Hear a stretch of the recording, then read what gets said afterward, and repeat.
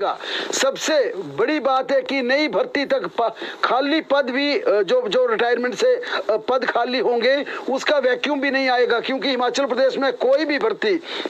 राज्य सरकार ने इस बार टीजीटी बैच वाइज की भर्ती तो युद्ध स्तर पर शुरू कर दी है, लेकिन कोई भी नई भर्ती पहले एडवर्टाइज किया जाता, कमीशन को उसका मामला भेजा जाता, रिक्विजिशन का मामला आता है, परीक्षा आयोजित की जाती है, रिजल्ट बनता है, रिजल्ट निकलता है और किसी भी भर्ती के लिए कम से कम 2 साल का समय लग जाता है। इसके चलते ये प्लानिंग चल रही है, ये चर्चा चल रही है कि क्यों ना हिमाचल प्रदेश के कर्मचारियों की रिटायरमेंट 58 से 60 साल कर दी जाए और इसी समय अवधि में नई भर्तियां भी युद्ध स्तर पर उस भर्तियों का प्रोसेस जारी रखा जाए, ताकि एक तरफ युवाओं को रोजगार का रास्ता भी खुला रहे और दूसरी तरफ जो विभिन्न विभागों में काम करने की दिक्कत आ रही है उस दिक्कत का भी सामना आसानी से किया जा सके, क्योंकि लंबे समय से पिछले 8-10 सालों से हिमाचल प्रदेश में भर्तियों की रफ्तार धीमी हुई है, लेकिन रिटायरमेंट धड़ाधड़ हो रही है और इसका भी सीधा सरकार के खजाने में खर्च पड़ रहा है, क्योंकि पेंशन इन तमाम रिटायरीज को देनी पड़ रही है, लेकिन नई भर्तियां नहीं हो पा रही है।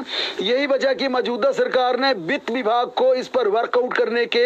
आदेश जारी किए, इस पर काम करने के लिए कहा है और सरकार ने अपनी मंशा जाहिर कर दी है कि हम नई भर्तियां भी करेंगे और नई भर्तियों का प्रोसेस पूरा होने तक जो पुराने कर्मचारी हैं उनकी, क्योंकि आपने देखा होगा विभिन्न विभागों में सेवा विस्तार दिया जा रहा है, एक्सटेंशन दी जा रही है, अब इसे पूरी तरह से कानूनी रूप में इस रिटायरमेंट एज को बढ़ाने और इसमें जो सैलरी का स्ट्रक्चर है वो 60% ही वेतन देने का एक मसौदा यहाँ पर चर्चा चल रही है। अब देखना यह है कि हिमाचल प्रदेश में क्या वाकई ही भर्तियों का प्रोसेस यहाँ पर जारी रहने तक या नई ज्वाइनिंग पूरी होने तक कर्मचारियों को 60 साल तक सरकार मौका देती है या फिर प्रेजेंटेशन में ये मामला लड़ जाएगा, क्योंकि वित्त विभाग को कहा गया कि आप इसका पूरा मसौदा तैयार कीजिए, इसमें देखिए कि कहीं युवाओं की नई भर्ती को दिक्कत ना आए या प्रदेश के सरकारी खजाने को ज्यादा दिक्कत ना आए। यानी सरकार चाहती है कि नए युवाओं की भर्ती भी लगातार होती रहे और जो खाली पद है उसका वैक्यूम, उसके कारण कामकाज प्रभावित ना हो। इसके लिए वित्त विभाग को एक प्रेजेंटेशन तैयार करने को कहा है और ये प्रेजेंटेशन कैबिनेट की बैठक में दी जाएगी। हालांकि मुख्यमंत्री सुखविंदर सिंह सुक्खू ने पिछली कैबिनेट में यह तय कर दिया गया था कि हिमाचल प्रदेश मंत्रिमंडल की अगली बैठक 25 तारीख को होगी, यानी कि एक कल गुरुवार है, इससे अगले गुरुवार को वीरवार के दिन मंत्रिमंडल की बैठक बुलाई गई है। ये काफी रोचक होगा कि रिटायरमेंट एज का एजेंडा अगले गुरुवार की संभावित बैठक में होता है या नहीं, क्योंकि जो गुरुवार को 25 तारीख को 25 जुलाई को कैबिनेट की बैठक बुलाई गई है उसमें ये प्रमुख एजेंडा हो सकता है रिटायरमेंट एज का। इसके अलावा दूसरा बड़ा एजेंडा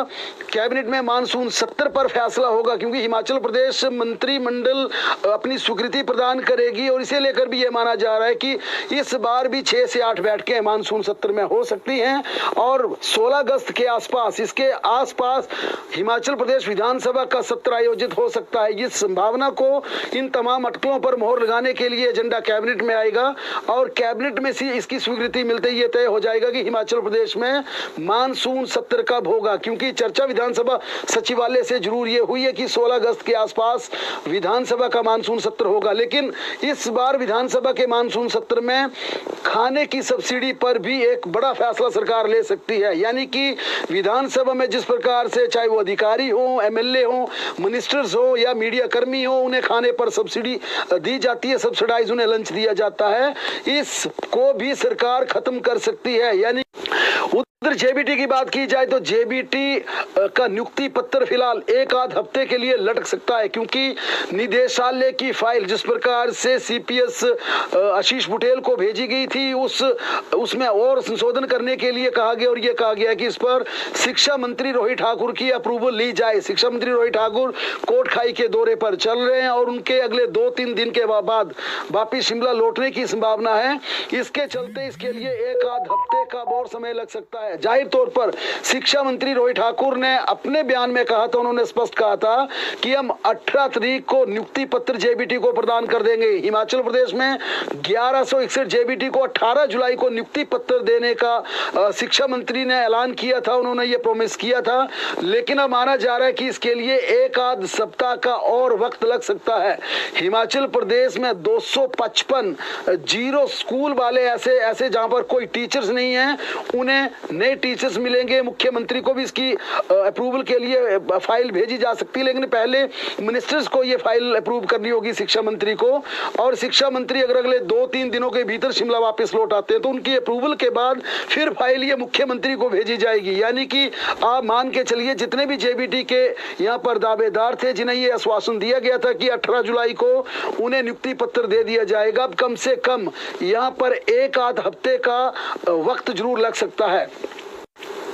3400 प्राइमरी स्कूल जहां पर सिंगल टीचर के सारे चल रहे हैं, उन्हें भी नए टीचर्स मिलेंगे। 755 जेबीटी को पहले ही चरण में सिंगल टीचर में तैनाती मिलेगी। 100 से ज्यादा छात्र संख्या वाले स्कूलों को 94 टीचर्स मिलेंगे। 48 जेबीटी को एक्सीलेंस स्कूल में भेजा जाएगा। इसी फार्मूले से